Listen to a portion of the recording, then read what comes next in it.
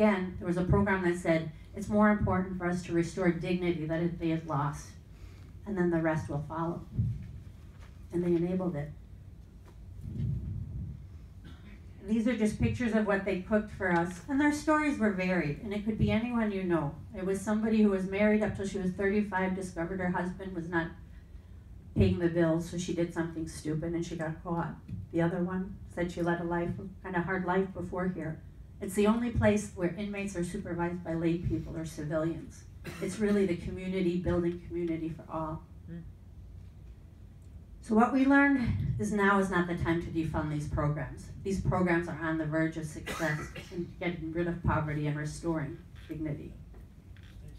We also found that all of the new programs, the programs at least since 6 years ago when we went on the road, are more collaborative. They're not competitive. There was a time when we would compete for grants, right? But they're no longer doing that because they're working on the same place, the same plane. There's a comprehensive approach. No longer just this part.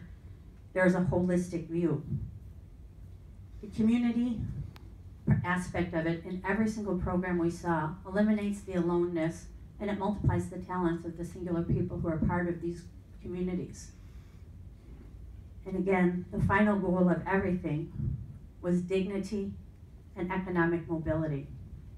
And that, I think, is important to how we treat people and how we approach this. And they all had that down, from California up to Washington, D.C., and down to Florida.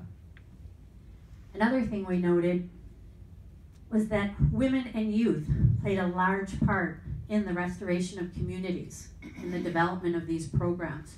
There's a lot of men here today, but we didn't see as many men as we saw women and younger people on the programs, as well as the people taking advantage of the programs, people who found out about the programs and took them. And I think we saw that in our election too. We're seeing a lot more women. Over 100 women are in Congress now.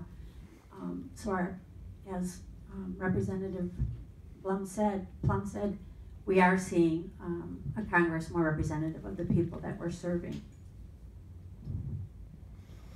And finally, the last takeaway is who we elect matters. We voted and we won. But what we have to do with these learnings right now is to realize that we have new people in the Congress. It's up to us now to support them. It's up to us to create relationships with them. It's up to us to make them part of our community and make our community go faster, go better, more economic mobility for impoverished people or those who are typically left behind. It's been a great ride. It was 27, 28 days, but we learned a lot. And I think St. Vincent says, don't think that it's a small thing to be devoted to the relief of those in distress. And I think that's a beautiful takeaway for all of us. And I think we learned that all over the country, everybody is sick of looking out for number one. There are those who will do that, and there are those who seem to be loud. But what we found was, it seems like the angry people are most loud. Those of us who are a little bit more contented are failing to be loud. So we need to get loud, be joyful, be happy. Hold each other up and let everybody know there's more of us than there are of them. Thank you.